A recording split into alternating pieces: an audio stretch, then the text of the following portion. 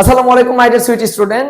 তৃতীয় এবং চতুর্থ শ্রেণীর ছোট্ট বন্ধুরা, তোমাদের নাকি এই টপিকে মারাত্মক সমস্যা হয়? আচ্ছা, সংখ্যা তৈরি করা মহামারী কঠিন কিছু না। তোমাকে শুধু দরকার মানসিকভাবে একটু মনোযোগ দেয়া। একটু খেয়াল করো, আমাকে বলেছে 2 0 4 5 3 1 9 8, এখানে কয়েকটি অঙ্ক দেয়া আছে। আমাকে 1 নাম্বার প্রশ্নে বলেছে কি বৃহত্তম সংখ্যা তৈরি করো। যখন তুমি বড় সংখ্যা তৈরি করবা তখন সংখ্যাগুলোকে বড় থেকে ছোট সাজাবা, হয়ে যাবে। তাহলে দেখো, সবার আগে এখানে কত হবে? 9, তারপর কত? 8, তারপরে আমাদের আছে কত? 5, তারপর কত? 4, তারপর 3, তারপর আছে 2, তারপর 1, তারপর 0। আমরা কিন্তু বড় সংখ্যা পেয়ে গেলাম। আমাদেরকে এবার বলেছে ক্ষুদ্রতম সংখ্যা তৈরি করো। যখন তুমি ছোট সংখ্যা তৈরি করবা তখন মনে রাখবা, যদি তোমার 2 থাকে, 0 থাকে, তাহলে সবার আগে 0 2 এটা হবে না। কেন হবে না জানো? 0 বামে বসে না, তাহলে হবে কত? 2 0। একটু খেয়াল করো, আমি যদি ক্ষুদ্রতম সংখ্যা তৈরি করতে চাই, সবচেয়ে ছোট অঙ্ক কত? 0, কিন্তু 0 সবার আগে দেয়া যাবে না। 0 কোন সংখ্যার বামে বসে না, বামে বসলে তার মান থাকে না, তাই 0 বসবে না। তাহলে কোথায় বসাবো? এক অঙ্ক পরে বসাবো। তাহলে সবার আগে কত বসবে? 1, তারপর কত? 0, তারপর কত? 2, তারপর 3, তারপর 4, তারপর 5, তারপর 8, তারপর 9। আমরা ছোট সংখ্যা পেয়ে গেলাম। এখন আমাকে বলছে কি জানো? এখন আমাকে বলছে যে বৃহত্তম জোড় সংখ্যা তৈরি করো। এক্স্যাক্টলি, তোমাকে যখন জোড় বলবে বা বিজোড় বলবে, এখানে আমাকে জোড় বলেছে, আমি আগে খুঁজে দেখবো জোড় অঙ্ক কি কি আছে। জোড় এটা, এটা, এটা আর হচ্ছে এটা। প্রশ্ন হচ্ছে 0 তো জোড় নয়। কোন সংখ্যার এককের স্থানে যদি 0 থাকে তাহলে সেই সংখ্যাটা জোড় সংখ্যা হয়ে যায়, তাই 0টাকে আমরা ধরে নিব।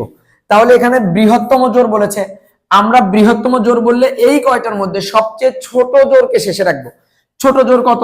0কে শেষে রাখবো, বড় থেকে ছোট সাজাবো। তাহলে 9 8 5 4 3 2 1 0। বুঝছো? আচ্ছা, এবার বলছে বৃহত্তম বিজোড় সংখ্যা তৈরি করো। যখন বিজোড় খুঁজে বের করবে তখন আমরা বিজোড় কি কি আছে খুঁজে বের করব। তাহলে এখানে বিজোড় কি কি আছে দেখো তো। এখানে বিজোড় আছে 5, বিজোড় আছে 3, বিজোড় আছে 1, বিজোড় আছে 9, এই কয়টা আছে বিজোড়। এখানে বৃহত্তম বিজোড় বলেছে, তাহলে সবচাইতে ছোট বিজোড় কত?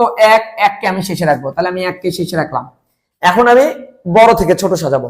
তাহলে সবার আগে কত হবে? 9, তারপর 8, তারপর 5, তারপর 4, তারপর 3, তারপর আমাদের আসছে কত? 2, এরপরে 0, তারপরে 1। বুঝতে পেরেছো? আচ্ছা, এবার ক্ষুদ্রতম জোড় বলছে। যখন তুমি ক্ষুদ্রতম জোড় বলবে তুমি আগে দেখবা জোড় কি কি আছে। তাহলে জোড় আছে কি কি? 0 2 4 আর 8। এখানে ক্ষুদ্রতম বলছে, তাহলে বড় জোড়কে শেষে রাখবা। তার মানে তুমি 8কে শেষে রাখবা, রেখে তুমি ওগুলোকে ছোট থেকে বড় সাজাবা। তাহলে সবার আগে কত বসবে? 1, তারপর কত? 0, তারপর কত? 2, তারপর কত? 3, তারপর কত? 4, তারপর 5, তারপরে 9। কেন 9 আগে হবে? 8 তো আমি শেষে দিয়ে দিয়েছি, তাহলে 9 আগে হবে। আচ্ছা, এবার ক্ষুদ্রতম বিজোড় বলছে। তাহলে বিজোড় আছে কি কি? 5 3 1 আর 9। ক্ষুদ্রতম বিজোড়, তাহলে সবচেয়ে ছোট বিজোড় কি? সবচেয়ে ছোট বিজোড় হচ্ছে কত বলতো? 1। তাহলে 1কে তুমি শেষে রাখবা, 1কে আমি শেষে রাখলাম। এখন তুমি ছোট থেকে বড় সাজাবা।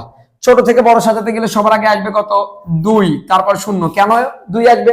কারণ 1 তো সবার শেষে চলে গেল, 1 আগে আসবে না। তাহলে 2 0, তারপরে 3, তারপর 4, তারপর 5, তারপর 8, তারপর 9। দেখো আমাদের অঙ্ক হয়ে গেছে। এগুলো তোমরা বুঝতে পেরেছো কিনা? এগুলো কিন্তু অনেক সহজ। তোমরা কি করবা, এই সংখ্যাগুলো আমি যদি তোমাকে চেঞ্জ করে দেই, ধরো এখানে আমি দিলাম 8, এখানে দিলাম 7, এখানে দিলাম 3, এখানে দিলাম 2, এখানে দিলাম 5, এখানে দিলাম 9 আর এখানে দিলাম 6। এই কয়টা দিয়ে তুমি আমাকে এই যে এই প্রশ্নগুলোর উত্তর একটু করে দাও তো, দেখি পারো কিনা। কমেন্টে জানিয়ে দাও। আজকে এই পর্যন্ত, দেখা হচ্ছে পরবর্তী ভিডিওতে। আবার বলি, এই কয়টা অঙ্ক দিয়ে এই প্রশ্নগুলোর উত্তর করে কমেন্টে জানিয়ে দাও। আসসালামু আলাইকুম।